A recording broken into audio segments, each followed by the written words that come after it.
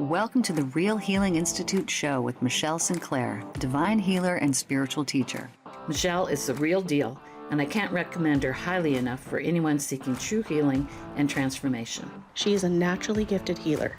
Are you ready to heal your mind, body, and soul from the inside out? I left this session feeling a real change, and I'm sure I'll be going back to her for additional work. I was able to verbalize feelings I normally don't want to deal with. This is a powerful space for those seeking true healing and enlightenment. My anxiety and anger was almost out of control, but I met Michelle and she changed my life. It is time to learn the profound understandings of universal love. The Real Healing Institute show starts now. Hello, everyone, and welcome in. So today we're talking about a super fun topic. We are talking about demons, entities, what these things exactly are, can they harm you, and what to do if you feel like you have experienced some type of feeling that you're feeling maybe you're not yourself, or you feel like maybe something has attached to you. We're going to talk about this. So, as you guys know, I am a studier, teacher of the Christ letters, and it was through the Christ letters that the enlightenment came through for me, and that I understood how all the things are working and was able to shed everything within me. Of course, this didn't just happen overnight. This was years. That was not love.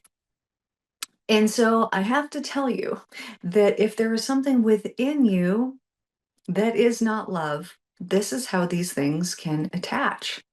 So I'm going to give you some examples here. So let's say that perhaps you had some kind of addiction or something like that in your life. But I'm not trying to guilt or shame anybody. This is part of life. And this is actually, these addictions are the things that can, for some of us need to learn in this way, that can make us go in so much deeper than we would have ever gone in had we not had that. To overcome these things, we have to find the deepest places inside of ourselves to heal them. And sometimes we have to do this over and over and over again. But what happens when we are not prepared to face these things, these addictions, is we will have some type of energy entity, and I'll get even deeper into this, that says, oh, hey, it's cool. No, you're good. I got that. I'll take care of that for you. I'll keep it hidden for you. Don't you worry about a thing. And so then these negative, darker entity energies come in, and they help us to keep these things hidden within ourselves. They say, hey, I got it. Don't you worry about a thing. Don't you worry about a thing. Nobody's going to know about this.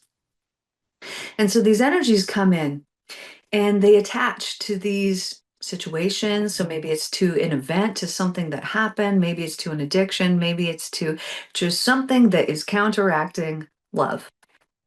And they attach to these places. And for a time, they help us, right? If we don't want something exposed, then they're going to keep these things secret. They're going to keep these things hidden for us. But the problem comes is that we have to feed them for them to survive, for them to stay in these places. And we do this through our guilt and through our shame and through any other negative, low vibrational energies that might attach to that situation. Let me give you an example. So let's say you have an addiction and maybe it's alcohol. This is just my example. There's a billion different things it could be. And you're addicted to this alcohol. So you get this feeling, right? It's really uncomfortable. And this uncomfortable feeling has information in it. And what that information is trying to tell you, I'm not sure, because we're all different, but it's trying to tell you that there's something that needs to be dealt with. And more than likely, it's some kind of past trauma, or it is some kind of belief that we have. If we were told something when we were little, I've been seeing this so much lately. Divine has been telling me these little sentences that have been given to us as a society, and pointing out to me, look at the damage that little sentence has done. Look at the damage that little sentence has done. I'm going to give you an example here, even though this isn't related. The other day I asked, show me, illuminate something for me that the masses believe, but that isn't true. And so I get the download of it's lonely at the top.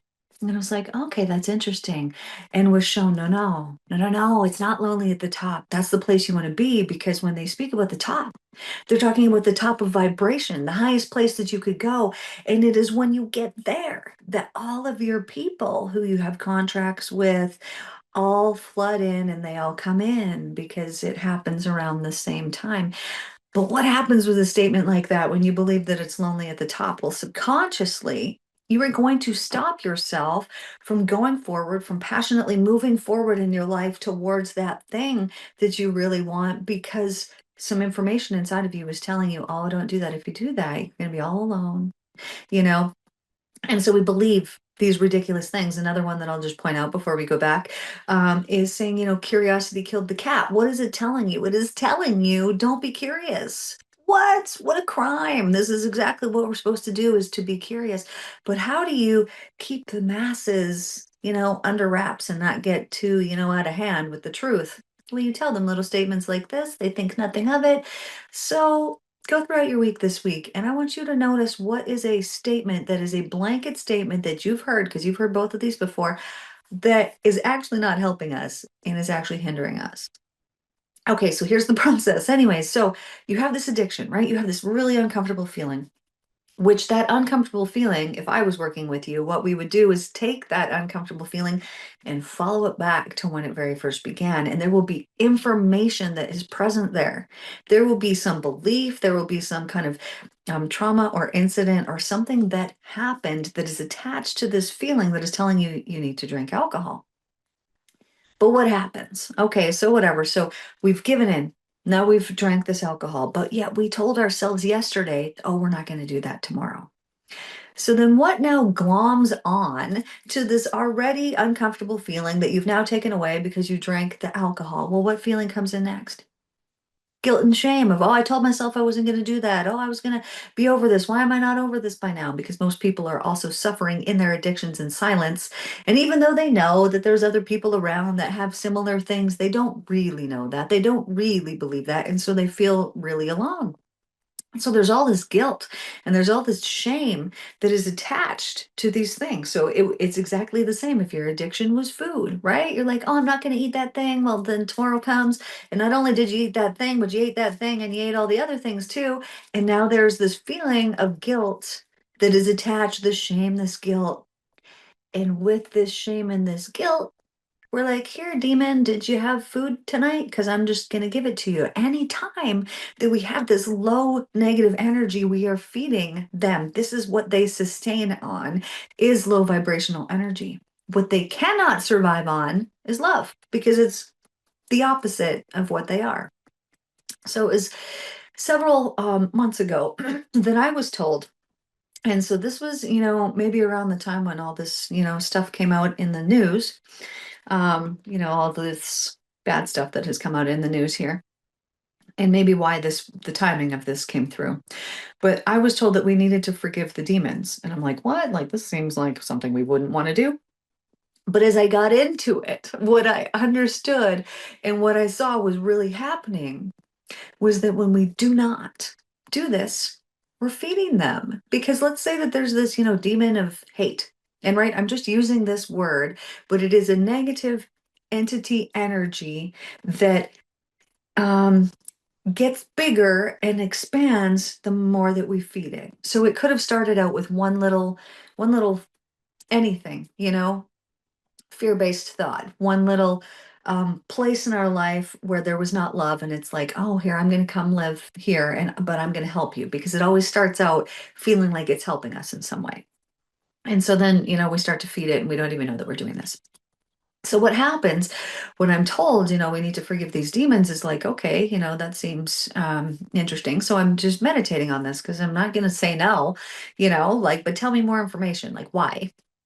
So I go in and I'm getting this information and I'm seeing the process of the energy and how we're feeding them through hating them, right? Oh, this demon of hate. Oh, I just hate him so much. I just wish he was gone. Well, and he's like, delicious. Could you feed me any more? I don't think so. But we don't even know that we're doing this, that we're giving them what it is that they're made of. And this is how they're surviving. So when we give them the opposite of that when we love them. And this is how we can do it, because you might be thinking, how's that even possible? This is crazy. How do we do this? First of all, is to develop this really deep compassion. So if you were separated from the divine love of all that is, you would be suffering in every way.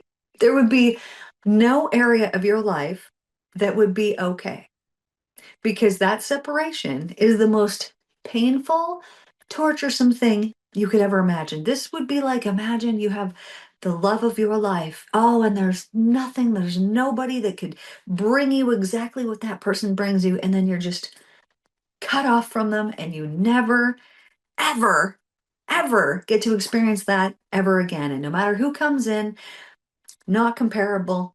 There's nothing that can fill that void. That's what they're experiencing. And so, as I'm, getting this information and understanding like how we would possibly forgive them and all of this process, I'm having this deep compassion, because I can't even imagine what that would be like so this is years ago. And I've had this, illumination come through, and I've been connected to the love of all that is, like on the deepest level possible, that I understand exactly how it works. I understand that there's nothing that this love of all that is cannot help or heal. And I'm walking out of the forest after I've had this amazing experience, and I just felt, heard, knew the message was, wow, all suffering comes where there's no divine love. And it's like the only thing that actually brings fulfillment is that divine love. So, as a demon, they have no fulfillment. They have nothing that is good or positive or wonderful for them. Nothing, zero, none. And it's not just today, it's for always. And so, what would happen to you if you knew that you were going to be separated from this, that there was no going back? You would do what they do, right? You wouldn't want to be alone. You would want other people to be suffering with you, so that at least you're not by yourself while all this suffering is happening. But what I was going through was understanding, even for them, how compassionate I was at the thought of being separated from the divine love. What a torture. What a horrible thing. And to go on for all of existence in this way. So as I'm sitting there and I'm meditating, I'm told, I need to forgive, certain demons, and they were just coming to me. And so one was the demon of alcoholism, which, I don't drink and I haven't drank in years. So this was something odd that was coming to me, that I'm like, okay, well, I'm going to do it because I'm being told I need to do it. So I sat there and I understood compassionately. I just truly felt so bad for this entity that needs to do that, because it's the only thing that, brings temporary relief for them because of this separation. And so as I'm sitting there and I'm like, okay, I forgive, this demon, all of a sudden I'm feeling this shift in this energy, just from doing that, from something that didn't, in my mind, didn't have anything really to do with me. It was just the strangest thing. So I then, work with clients. And so I had a client that week that I wanted to test this out on, and was like, hey, could we try this? I was told this week to do this. And so I just, want to test it out. And they were like, oh, that sounds wonderful. Let's do that. So as I'm doing this, I'm like, okay, we're just going to do one at a time, and we'll just, do the 3 or however many were coming to my head that I was being told. And so then we did one, and I said, okay, now I just want you to tell me, what did that feel like as we did that? And they told me, oh, like, it feels like handcuffs were taken off. So I'm like, okay. So there is something to this. We do one and you're experiencing an actual physical change, feeling like these handcuffs have been removed that you've been wearing a hot minute and didn't even know. So I tell you that to let you know that if you have any concerns of feeling like, oh, I feel like something has attached to me, You're safe. You're good. And it is divine love that they cannot attach to. So ask yourself this, because I'm being very adamantly told this. What area of your life are you're needing to let something go that you haven't let go of? And this is emotional pain from the past. And attached to it is something like resentment or anger or frustration or guilt or shame or deep sadness or grief or remorse. So these energies is what allows those energies, and you don't need to be afraid of them, to attach to you. And so what we need to do is to change the eye that we're looking through. So when I was in circle one night, I had this angel show up, and I was like, "You're an angel? This is interesting." But it was this angel that was covered with eyes, like the wings, the whole entire body, the whole thing, eyes all over the whole deal. And I'm like, "What are you?" And it tells me I'm the angel of divine perspective. Which eye do you need to look through so that you can see that same situation, but through the eyes of love? I was like, oh, wow. Yeah, that really is profound, because even when I'm working with people, all that we're doing, we're going back, we're finding the root, we're finding the source, but we are changing the perspective that comes because, yeah, these bad things may have happened in the past, but what did we learn from them? And what would be different about your life now had they not happened?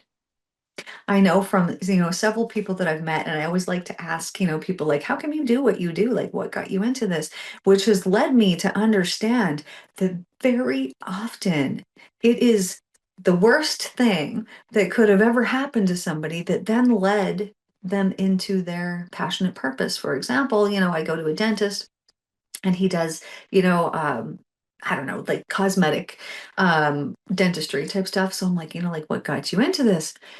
And he goes, oh, like he got in this serious accident and he was all destroyed up. And so he needed this. So had we gone back to that time at the accident, right? What would be going through someone's head at this time? This is the worst thing that's ever happened to me. Blah, blah, who knows what was going on at that time, right? But it would not have more than likely been, oh, this is going to be the greatest thing ever because it's going to lead me into my career, which is just going to be so wonderful. And I'm going to get to work with these fabulous people and help all these people in the world. That is not what was happening. Right? At the time when the accident happened, who knows? But it wasn't that. But that was what came from it.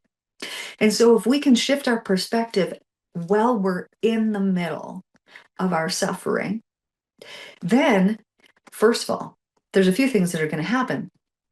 It's going to allow you to, first of all, create better for yourself after the fact. Because rather than being in a situation that is awful, that doesn't feel good, and feeding more of that low vibrational, this is awful, doesn't feel good energy into it daily with every thought, with everything, oh, my chaos is always happening, oh, blah, blah, blah, whatever it is. Instead of feeding this, what we're doing through, this is science, through electromagnetism, is if we look at a situation that is perceivably bad, we could say, I don't know.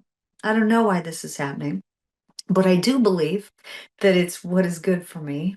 And then I don't know why it's good for me yet, but I believe that what is going to come from this is going to be really positive.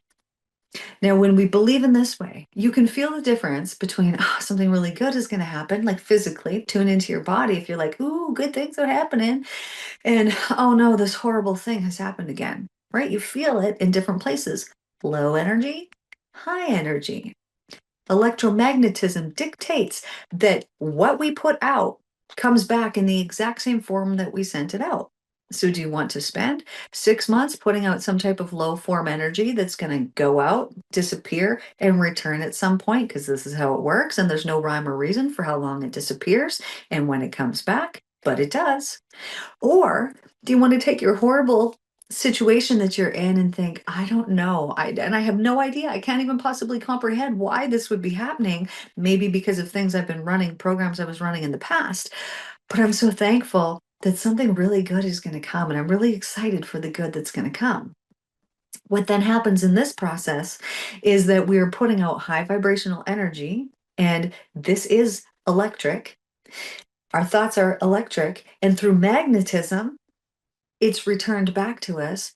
So when we can take a situation, we don't have to know why, but when we can take the vibration and we can put a good one into it, then we're going to have this return later. And then what happens through this process is that we're not allowing these open channels of low negative energy to have some more low negative energy come and attach to it. And then we feed it, and then we feed it, and then we feed it. So, how could you know perhaps if something was attached? Do you go in thought loops that don't make any sense? Is there maybe like some obsessions that you have that you wake up and they're already present and you're like, what the heck, man? Like, why is this still happening? It is this. It is this. And they survive off of the energy, the electricity. They survive and they grow bigger through these things. So when you look at your life and there is some area, let's say that it's thought loops, let's say that you have an obsession and you wake up. Well, what happens? How much of your energy is that taking? And as you're giving it more and more energy, because you're going to notice if this is you, if this is the case, why is that not getting any smaller, even though you're trying to talk yourself out of it, even though you're saying, how is this possibly still present? How is this possibly still here? Is because it is an entity, energy that has attached itself to you and it wants to survive. Oh, the only purpose of it for it is to survive. It's like a parasite that what are they going to do? Oh, well, now they're going to start making you crave sugar. Now they're going to start making you, want these things or that because their only purpose is survival. And so if you stop feeding it, oh, it's going to start starving. Oh, it's going to get so hungry. Oh, pretty soon it's going to be gone. It's going to be starved out. It's not going to be present anymore. But we don't do that because it is through our unawareness that we don't even know that this is what it is that we're doing. We don't even know that we're feeding them by saying, I don't want you here. Oh, what are you doing here? Whereas when we give in and we switch the energy and we just recognize it and we say, okay, interesting, interesting, interesting. Okay, so I've had a thought loop. Okay, so I've been in this obsession. Okay, so I have this, feeling that just is so strange and it comes up every day and I wake up with it and I go to sleep with it and it pops in my head at whatever strange times in the day. What are you doing to it when it shows up? Are you feeding it with, oh, what are you doing here again? Because think of the energy that's in that. Or are you feeding it with a, no, no, you're not going to be here because think of the energy that's in that. Right? We think that we're doing ourselves favors by talking ourselves out of certain ways that we're feeling. But what is the energy that's actually in that vibration of us not wanting that thing present? What is the vibration? And I guarantee you it's not love, right? And so this is the gap. This is the gap is that we think, no, I'm doing a loving thing by talking myself out of having these thought loops anymore. You can't get this energy out of using a different energy. So you have to only give it love. So when it shows up next time, this thought loop, this obsession, just love it. Thank you. Oh, I'm so thankful that you're here because you're here to teach me something. You want me to learn something about myself. And I'm so excited to learn what that is. And then be present. Sit in it. Feel it. Let it give you the information that it wants so desperately to give you. But when you only, this new way, right? When you only feed it love of, oh, I'm so glad you're here, addiction. Thanks for showing up. I know you're telling me I got some healing I need to do inside. Thank you for being here. What else do you want to show me? When you show it love, then through magnetism, electromagnetism, you're going to receive back love and you're going to be stopping these loops that are happening. Another way to stop feeding them is to literally stop feeding them. So if it comes up, what energy are you putting into that? how you do this is when it comes up, you say, not today. No, because what these things want to do is they want to take all the energy that you have and leave you with nothing so that you can't go and do that thing that you were meant to do. The whole reason why you came here is going to talk you out of it. It's going to keep you in stagnancy. And we don't want this. We've recognized this now. And so anytime that something comes up, you can take it, you can put it on a shelf, slide something in front of it and say, I'm not going to give you 1 ounce of my energy today. Thanks, but no thanks. Slide something in front of it and then think about something else.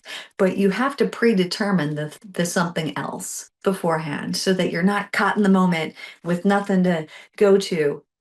So determine you're something else. So what is that for you? You know, when I was trying to break a loop it actually wasn't even a loop. When I was trying to break an energetic tie, you know, after I left a relationship and was like, you know what, I gave you 20 years of my energy, so you don't get any more. Like, this is how much you get. So then anytime that person would pop into my energy field, I would put them up on a shelf, I would slide something in front of it, and then I would think about puppies or kitties, and they made me smile, and it was so happy. And so then how much energy was I giving this? Yeah, maybe, 2 to 5 seconds, long enough for me to be aware that, oh, this has come in my head.